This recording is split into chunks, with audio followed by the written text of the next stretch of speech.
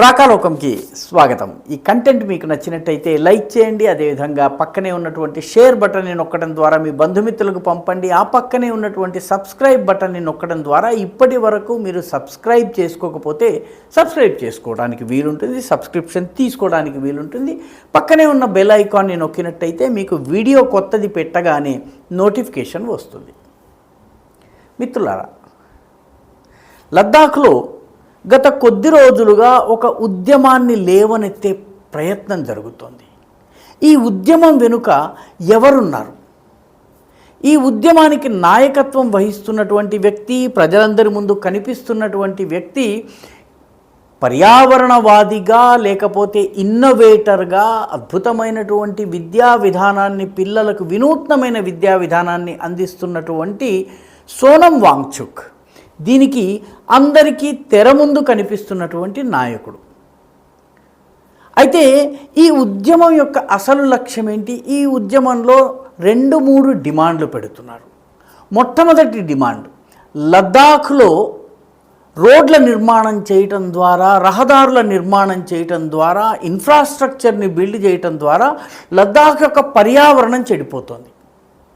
కాబట్టి లద్దాఖ్లో రోడ్ల నిర్మాణము, ఎయిర్ స్ట్రిప్ల నిర్మాణము, అడ్వాన్స్డ్ ల్యాండింగ్ గ్రౌండ్ల నిర్మాణము, సైనిక స్థావరాలు, వీటి నిర్మాణాన్ని ఆపు చేయాలి. ఇది ఒక డిమాండ్. రెండవ డిమాండ్, లద్దాఖ్లో టూరిజంని డెవలప్ చేసేటటువంటి స్కీములన్నింటినీ ఆపేయాలి. టూరిజం వద్దు. టూరిస్టులు ఇక్కడికి లద్దాఖ్కి గనక వచ్చినట్టయితే లద్దాఖ్లో నీటి కొరత వస్తుంది, కాబట్టి టూరిస్టులు రావద్దు.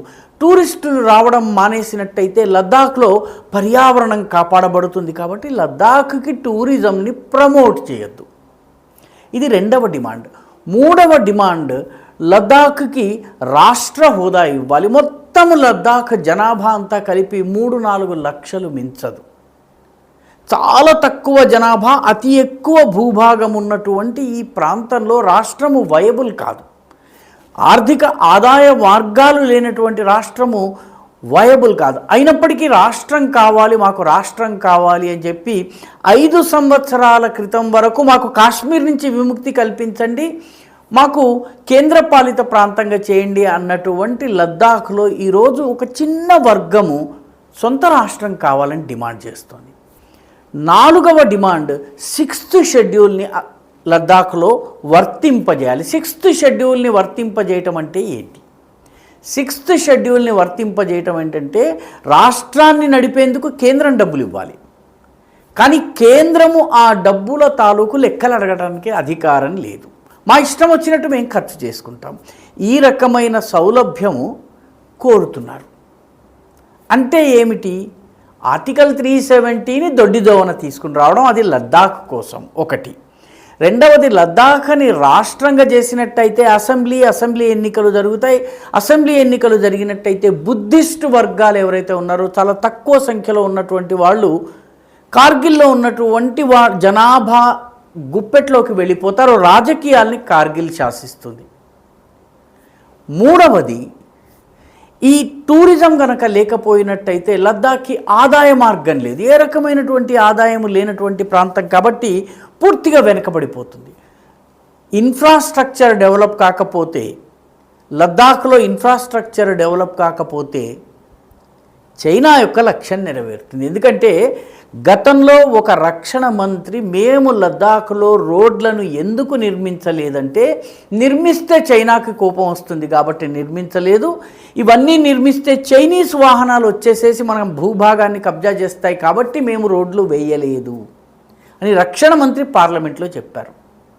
కాబట్టి ఆ దశకి వెనక్కి తీసుకెళ్లేటటువంటి ప్రయత్నము ఈ మొత్తము ఉద్యమానికి సోనం వాంగ్చుక్ నాయకత్వం వహిస్తున్నారు.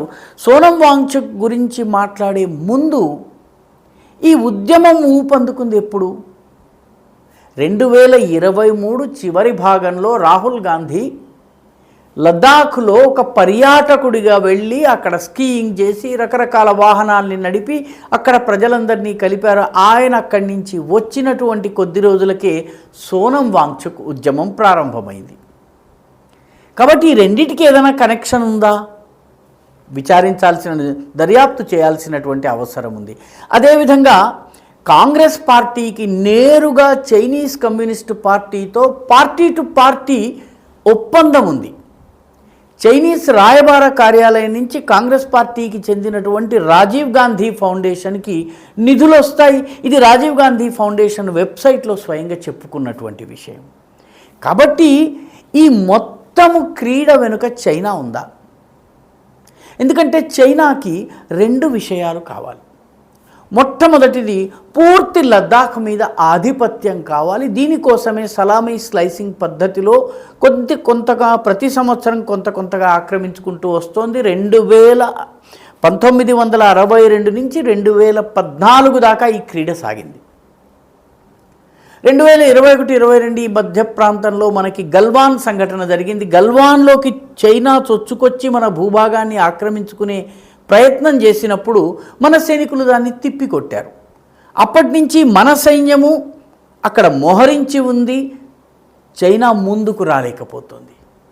కాబట్టి ఈ పరిస్థితిని మార్చాలన్నట్టయితే లద్దాఖ్లో ఇన్ఫ్రాస్ట్రక్చర్ని దెబ్బతీయాలి. ఎందుకంటే మోదీ ప్రభుత్వం వచ్చిన తర్వాత రోడ్ల నిర్మాణము, దౌలత్ బేగ్ ఓల్డీని 6 గంటలలో వెళ్ళడానికి కావలసిన రోడ్డు నిర్మాణం అయింది. గల్వాన్ దగ్గరగా ఒక ఎయిర్ స్ట్రిప్ అడ్వాన్స్ ల్యాండింగ్ గ్రౌండ్ని తయారు చేయడం జరిగింది. దౌలత్ బేగ్ ఓల్డీ DBO అంటారు, DBO దగ్గర కూడాను స్థావరాల నిర్మాణం జరిగింది. అదేవిధంగా డేమ్చౌక్ ప్రాంతంలో కూడాను ఫోర్టిఫికేషన్స్ వచ్చినాయి.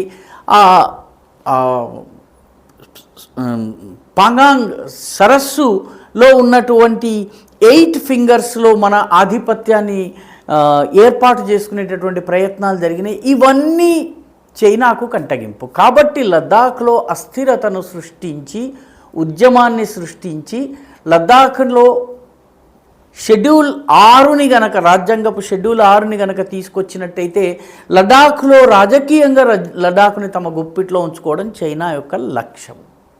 రెండవ ముఖ్యమైనటువంటి విషయం ఏంటంటే, ఈ చైనాకి ఈ మొత్తము లద్దాఖ్ ప్రాంతంలో మొదలుపెట్టి సియాచిన్ నుంచి అరుణాచల్ వరకు ఉన్నటువంటి ఈ గ్లేషియర్స్ అన్నీ కావాలి. ఎందుకంటే చైనాకి నీటి కొరత రాబోతోంది. ఈ నీటి కొరత కోసము హిమాలయాల్లో ఉన్నటువంటి గ్లేషియర్స్ అన్నిటిపైన ఆధిపత్యం కావాలి. అందులో భాగంగా లద్దాఖ్లో అస్థిరతను సృష్టించాలి. మూడవ ప్రయత్నం చైనా ఏం చేస్తోందంటే, చైనా నెమ్మదిగా లద్దాఖ్ ప్రాంతంలో, లద్దాఖ్లో ఉన్నటువంటి సహజ సిద్ధమైన ప్రాచీన కాలానికి చెందినటువంటి బౌద్ధానికి బదులు టిబెటన్ బుద్ధిజాన్ని ప్రవేశపెట్టే ప్రయత్నం చేస్తుంది. టిబెటన్ బుద్ధిజం వేరు, లద్దాఖ్లో ఉండే బుద్ధిజం వేరు. కానీ ఇప్పుడు నెమ్మదిగా టిబెటన్ బ్రాండ్ ఆఫ్ బుద్ధిజం, మీకు దలైలామా ఫోటో ఇంటింటా ఉంటుంది. అయితే దలైలామా ఫోటో పెట్టడం వల్ల వీళ్ళు వాస్తవానికి టిబెట్తో సంబంధాలు పెరుగుతున్నాయి. ప్రస్తుతం టిబెట్ మీద కమ్యూనిస్టుల ఆధిపత్యం ఉంది కాబట్టి ఫోటో దలైలామాది ఉంటుంది. కానీ టిబెటన్ బుద్ధిజంని లడాఖ్ ప్రాంతంలో జొప్పించే ప్రయత్నం జరుగుతుంది. ఈ ప్రయత్నం కేవలం లడ్డాఖే పరిమితం కాదు, లాహౌల్ స్పీతి ప్రాంతంలోను, బారాహోతి ప్రాంతంలోను, సిక్కింలో కూడాను జరుగుతోంది. టిబెటన్ బుద్ధిజము పేరిట చైనా చొచ్చుకొచ్చే ప్రయత్నం చేస్తోంది. ఇవన్నిటినీ దృష్టిలో ఉంచుకున్నట్టయితే ఈ మొత్తము ప్రాంతాన్ని కబ్జా చేయాలన్నటువంటి ప్రయత్నంలో భాగంగా ఈ ఉద్యమం నడుస్తున్నట్టుగా కనిపిస్తోంది. సోనం వాంగ్చుక్ గురించి కూడాను 1-2 మాటలు. సోనం వాంగ్చుక్ని జాగ్రత్తగా ఆయన కెరియర్ని కనుక మనం పరిశీలిస్తే, ఆయన అనేక ఇన్నోవేషన్స్ చేశారు, పేటెంట్లు తీసుకున్నారు అనుకున్నారు. ఆయన ఇన్నోవేట్ తీసుకున్నటువంటి పేటెంట్లలో ఒక్కటి కూడాను భారతదేశంలో ఎక్కడా ఉపయోగపడుతున్నటువంటి దాఖలాలు లేవు. అంటే ఆయన పేటెంట్లు ఎవరికి పనికి వస్తున్నట్టు? ఇండియన్లకి పనికి రావటం లేదు. రెండవది, ఆయనకి అరవింద్ కేజ్రీవాల్కి కొన్ని పోలికలు ఉన్నాయి. ఆయనకు రామన్ మ్యాగ్సెసే అవార్డు వచ్చింది, అరవింద్ కేజ్రీవాల్కి కూడా రామన్ మ్యాగ్సెసే అవార్డు వచ్చింది. ఈ అరవింద్ కేజ్రీవాల్ లాగానే ఆయన ఒక పర్యావరణము, క్లైమేట్ చేంజ్, విశుద్ధమైనటువంటి రాజకీయాలు, ఈ రకమైనటువంటి మాటలు మాట్లాడుతున్నారు. ఆయన ఇంతకాలము చేసిన పనికి ప్రస్తుతం చేస్తున్న రాజకీయాలకి ఏమాత్రం సంబంధం లేదు. ఆయన 23 రోజులు నిరాహార దీక్ష చేస్తాను అని చెప్పి కూర్చుంటే కేంద్ర ప్రభుత్వము ఆయన పూర్తిగా పట్టించుకోకుండా వదిలేసింది. దాంతో ఆయనంతటా ఆయనే నిరాహార దీక్ష విరమించుకున్నారు. ఆ తరువాత ఆదివారం అంటే మార్చి 7వ తారీఖున, ఏప్రిల్ 7వ తారీఖున లైన్ ఆఫ్ కంట్రోల్ దగ్గరికి నేను యాత్ర చేస్తానని చెప్పారు. పష్మీనా యాత్ర అనే పేరుతో యాత్ర చేస్తానన్నారు. ఆ యాత్ర కూడాను ఆయన చిట్ట చివరి నిమిషంలో క్యాన్సిల్ చేసుకున్నారు, రద్దు చేసుకున్నారు. అంటే మొత్తం మీద ఆయన ఏదో ఒకటి చేసి లద్దాఖ్లో ఒక అశాంతికర పరిస్థితులను సృష్టించే ప్రయత్నం చేస్తున్నారు. ఇదంతా కూడా రాహుల్ గాంధీని కలిసిన తర్వాత ప్రారంభమైంది. చైనా ఎజెండాలో ఇదంతా కూడా ఫిట్ అవుతున్నది. గల్వాన్లో నేరుగా యుద్ధం చేయలేని పరిస్థితుల్లో లద్దాఖ్లో అశాంతికర పరిస్థితులను సృష్టిస్తే ఉపయోగం ఉంటుందని చైనా చేస్తున్నటువంటి ప్రయత్నంలో ఈయన పావుగా ఉపయోగపడుతున్నారా? ఇదొక పెద్ద ప్రశ్న. లద్దాఖ్ ప్రజల వాస్తవానికి ఈయన వెంట ఎంతమంది ఉన్నారు? చాలా పెద్ద ప్రశ్న చిహ్నం. ఈయన ఇంత మటుకు అసలు ఎన్నికల్లో పాల్గొనలేదు. ప్రజా మద్దతు ఉందా లేదా ఇప్పటి వరకు తేలలేదు. లద్దాఖ్లో ప్రస్తుతం ఉన్నటువంటి పరిస్థితిని మార్చాలి, ఇప్పుడు ఉన్నటువంటి లెఫ్టినెంట్ గవర్నర్ని తొలగించాలి, టూరిజంని ప్రమోట్ చేయకూడదు అన్నటువంటి డిమాండ్లు ఏవైతే ఉన్నాయో లద్దాఖ్ అభివృద్ధిని పూర్తిగా కుంటుపరిచేవి. కాబట్టి సోనం వాంగ్చుక్ ఈ నినాదాలని, ఈ డిమాండ్లని ఎందుకు ముందుకు తీసుకొస్తున్నారన్నది కూడా ఆలోచించాల్సిన అవసరం ఉంది. ఓవరాల్గా ఇది ఎన్నికలకు మాత్రమే పరిమితమైంది కాదు. ఎన్నికల తరువాత కూడా భారత్ను లద్దాఖ్లో దిగ్బంధనం చేసేటటువంటి చైనా ప్రయత్నాల్లో భాగంగా జరుగుతుందేమోనన్నటువంటి అనుమానాలు వ్యక్తమవుతున్నాయి. రాను రాను పిక్చర్ మరింత క్లియర్ అయ్యేటటువంటి అవకాశాలు ఉన్నాయి. ఈ వీడియో మీకు నచ్చినట్టయితే లైక్ చేయండి, షేర్ చేయండి, ఈ ఛానల్కు సబ్స్క్రైబ్ చేయండి. మీ అభిప్రాయాన్ని కమెంట్ల రూపంలో తప్పనిసరిగా పంపించండి.